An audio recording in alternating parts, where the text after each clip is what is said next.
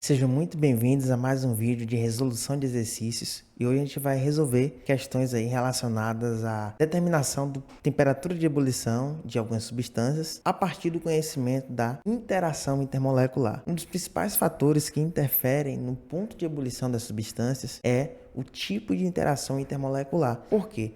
Porque para eu, por exemplo, ebulir uma molécula de água, eu preciso afastar essas moléculas de água. E para afastar essas moléculas de água ou de qualquer outra substância, a gente precisa fornecer calor. Porque ao fornecer calor, essas moléculas se afastam.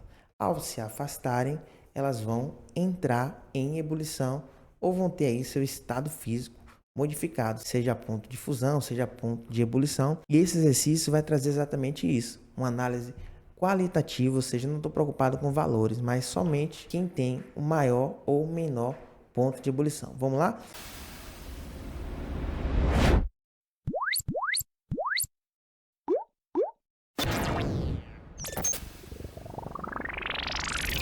A questão diz: avalie qualitativamente, com base no tipo de interação intermolecular, qual das substâncias abaixo tem o maior ponto de ebulição e pede para justificar. Então vamos lá. Alternativa A, a gente tem aqui metanol e água. Pessoal, metanol é molécula polar e a água também é polar. Tipo de interação intermolecular: o mesmo tipo de interação intermolecular. Então, o metanol faz ligação de hidrogênio e a água também faz ligação de hidrogênio. Porém, se a gente observar o metanol, ele tem essa parte aqui que é hidrocarbônica, ó. C, H, H, H. Aqui a gente tem o OH. Então, essa parte aqui, ela é hidrocarbônica. Eu vou colocar de amarelo, ó. Essa parte que eu estou colocando aqui de amarelo é a parte que é hidrocarbônica. Essa parte que é hidrocarbônica, ela é apolar. Quando a molécula é apolar, ou parte dela é apolar, ela faz o tipo de interação intermolecular de polo induzido e dipolo induzido, com a interação intermolecular fraca. Se a interação intermolecular é fraca, o ponto de ebulição é baixo. Então, quando a gente vai comparar, a água é só ligação de hidrogênio. O metanol não é só ligação de hidrogênio. A ligação de hidrogênio e forças de London, ou de polo induzido com a interação intermolecular fraca. Logo, eu vou colocar aqui, ó, vou circular de vermelho, pessoal. O que? Ele pede o maior ponto de ebulição. Então, a água tem um maior ponto de ebulição. Alternativa B, gás metano e gás sulfídrico. Se a gente analisar, o gás metano é o que? Apolar. O gás sulfídrico, vamos analisar, né? Metano é hidrocarboneto, todo hidrocarboneto é apolar, só tem carbono e hidrogênio, não há diferença de eletronegatividade considerada entre os átomos. Logo, aqui é apolar. Agora vamos ver aqui o H2S, vou colocar aqui H2S. Enxofre como átomo central, um hidrogênio aqui, outro hidrogênio aqui, e vou completar o octeto do enxofre agora. 2, 4, 6, 8. Essa molécula tem par de elétrons não ligantes. Se tem par de elétrons não ligantes, essa molécula vai ser o quê? Polar. Pessoal, olha para cá. Aqui é apolar, hidrocarboneto. Aqui é polar. Quando é polar, a interação é dipolo-dipolo, que é a interação que mais forte. Se a interação é mais forte, para ebulir eu preciso de mais energia. Logo, o gás sulfídrico vai ter o quê? Um ponto de ebulição maior. Por quê? Porque a interação intermolecular que une um gás sulfídrico a outro gás sulfídrico, a outro gás sulfídrico e a outro gás sulfídrico é mais forte do que a interação que une um gás metano a outro gás metano a outro gás metano. Como o tipo de interação intermolecular no H2S é mais forte, o ponto de ebulição é mais alto. Show? Eu tenho um iodo interagindo com o cloro. Pessoal, o iodo é I2. Se os átomos são iguais, a molécula é apolar. Se a gente pegar o cloro, também são moléculas iguais. Um cloro ligado a outro cloro. A molécula também é o quê? Também é apolar. E agora, professor, o que é que eu vou fazer? Pessoal, é o seguinte. Agora a gente vai lançar mão do conceito de polarizabilidade. Mas o que é a polarizabilidade? Esse conceito, esse termo, ele vai designar a capacidade que uma nuvem eletrônica tem de ser distorcida. Professor, não entendi nada. Calma que você vai entender agora. Os átomos, eles possuem nuvens eletrônicas, que são a região do espaço, quando a gente considera o átomo, em que esses elétrons, eles giram, eles circulam, eles fazem movimentos. E quando eu tenho um raio atômico muito grande, a capacidade de distorcer essa nuvem eletrônica, ela é maior. Então, quanto maior o raio atômico, mais mobilidade os meus elétrons vão ter.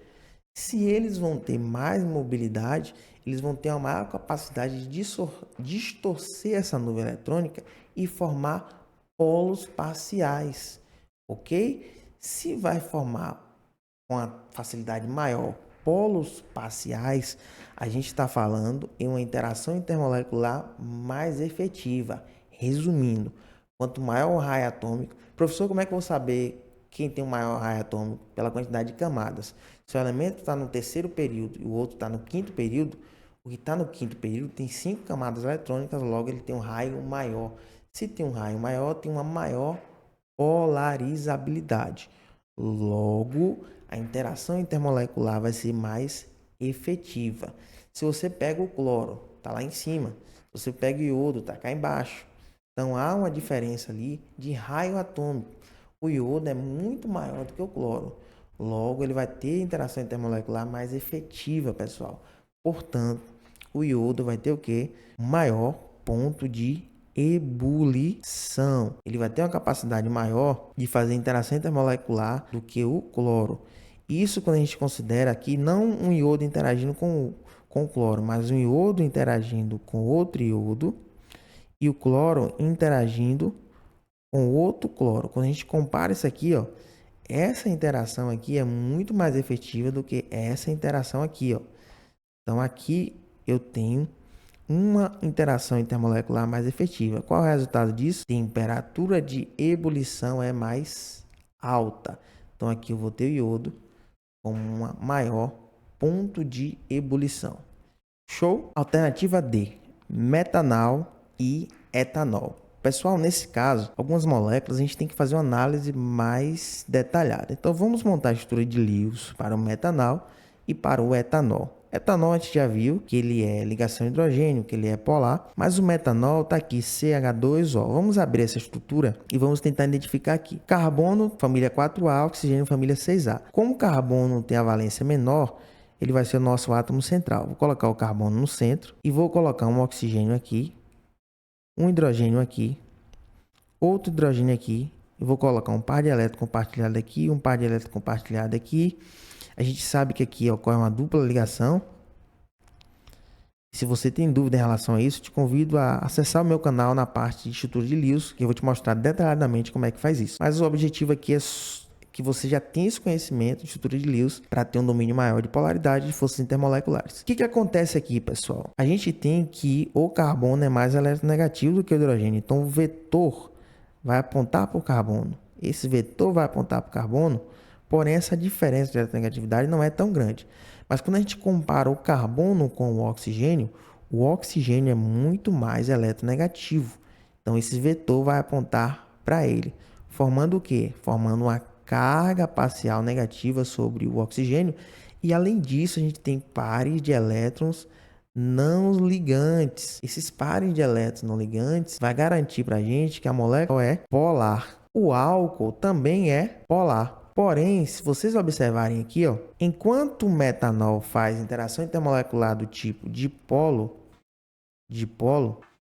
o etanol faz o quê? Predominantemente ligação de hidrogênio. Logo, o etanol vai ter o quê? Um ponto de ebulição maior do que o metanol. Por quê, professor?